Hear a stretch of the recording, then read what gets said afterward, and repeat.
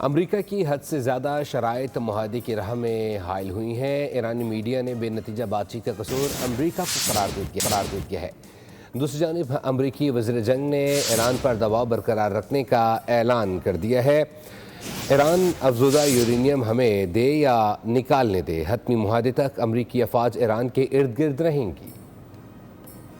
امریکی مطالبات مشترکہ فریم ورک کی راہ میں رکاوٹ بنے۔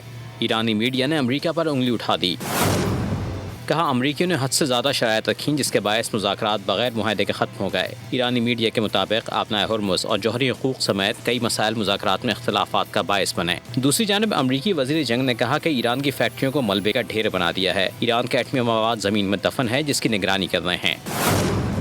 افزودہ یورینیم ایران خود ہمیں دے گا یا ہم نکال لیں گے۔ پیٹ ہیگسیت نے کہا امریکی فوج ایران کے آس پاس ہی رہے گی۔ ہم یقینی بنائیں گے کہ ایران جنگ بندی معاہدے پر عمل درآمد کرے۔